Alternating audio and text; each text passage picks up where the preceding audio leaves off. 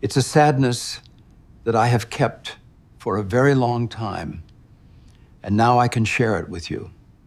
If you're here, you know we dive deep into the real-life betrayals that leave the deepest scars, the moments when life doesn't just get hard, it gets rewritten. We focus on the ultimate reckoning. Before we even get into the details of this shocking betrayal, if you believe in justice and the ultimate power of truth, hit that subscribe button and join our community. Your support ensures these intense stories of reckoning continue to be told, and that others can find solidarity here. My name is Elias. I'm 48 years old now, but this story begins when I was 45, and still living in what I believed was a perfect, golden cage. For most of my adult life, I was a high-level executive at a successful, bleeding-edge tech firm here in the heart of the Bay Area. My career was my identity, demanding 90-hour weeks, constant travel, and absolute focus. My life was a meticulously crafted image of success: the custom Italian suit, the sleek glass-walled office, and, most importantly, the stunning blonde wife,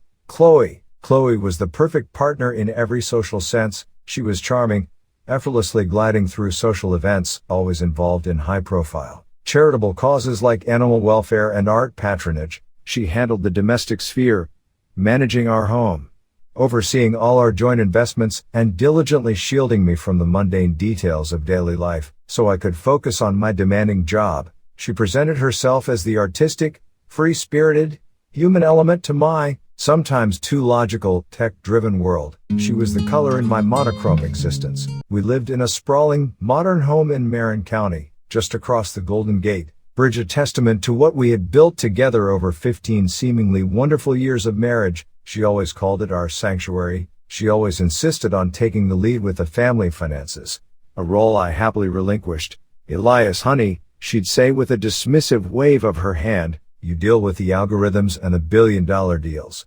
I'll deal with the dollars and cents and the bills.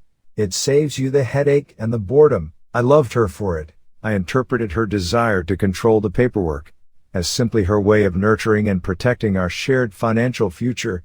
That trust, that blind, absolute, and unconditional faith I placed in her became the single biggest vulnerability in my life. I was too busy building the multi-million-dollar engine that powered our life to notice she was quietly rerouting all the vital power lines and critical oil reserves to her own dark, private grid. I was paying the price, and she was collecting the profits. Rising action and suspense. Guidon 2. The investigation begins. The first hint that my reality was fabricated wasn't a bank statement or an email. It was a single, aggressive telephone call that pierced the silence of a high-stakes board meeting. It happened about 6 months ago, right when I was finalizing a multi-million-dollar acquisition deal. My personal cell phone, which rarely rings for non-work matters, buzzed with an unrecognized number repeatedly.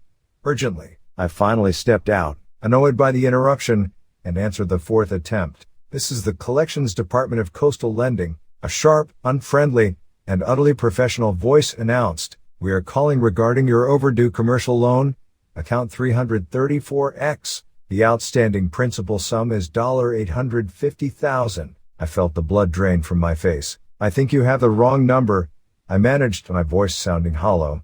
"I have never applied for a commercial loan. My business is software security, not whatever that number is." The agent sighed, clearly exasperated by what he perceived as a common denial tactic. "Sir, we have the signed and notarized documents. We have the collateral, your property in Sonoma. And we have your registered business name, Elias and Associates Marketing. This loan is 3 months delinquent." "Marketing? I work in proprietary software and security architecture. And the Sonoma property? We sold that quaint little vineyard years ago to simplify our lives, or so I thought." I was utterly shaken, but I instinctively tried to shield Chloe, resorting to the old story. I called her "darling," she answered instantly, her voice a soothing balm. "I'm so sorry, I totally forgot to tell you. That's that awful mix-up with the charity, Gala Planning for the Redwood Foundation. We used an old, defunct business name from years ago just for the initial venue deposit, but I thought I'd shut that account down months ago. It must be some clerical error, a simple paper trail headache. I'll call them right now and sort out this bureaucratic nightmare." She sounded genuinely flustered, but her explanation, though incredibly thin and full of holes, felt plausible enough for a busy, scatterbrained creative person like my wife. I accepted it. I told myself I was being paranoid. I went back to the board meeting, shaken but convinced. But the seed of doubt, once planted, takes deep root. This is why, friends, if you are listening to Chroma Chronicles, you must promise yourself to never let an unanswered question linger. I started paying closer attention, something I hadn't done in a decade. I noticed subtle but consistent things. Chloe had become almost pathologically obsessed with her laptop privacy. If I walked into the home office, she would physically flinch and slam the lid shut, claiming she was dealing with sensitive donor lists. She was taking frequent, longer trips to L.A. and New York, always for art gallery exhibitions or charity board meetings, but she'd never bring back a program, or a photo, or even mention details about the events. Then came the second, undeniable sign. One Saturday morning, as we were having coffee on the deck overlooking the Pacific, I casually asked her for the login to our main joint investment portfolio, mentioning that my CFO needed the details for tax prep. She didn't just refuse, she recoiled. She laughed, a tight, artificial, and forced sound. Honey, why? I handle all that. Don't worry your handsome, brilliant head about it. Everything is fantastic.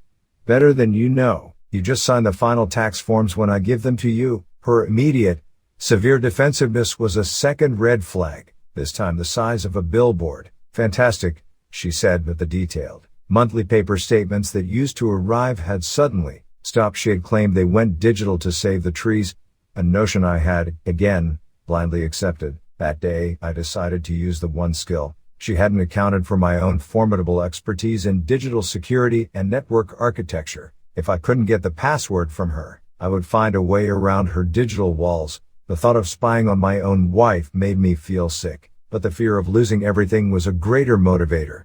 I set up a dedicated secure server, a ghost in the machine, and quietly rerouted all our incoming digital mail through it before it hit her main personal inbox. I started with the property tax records for the Marin home, and then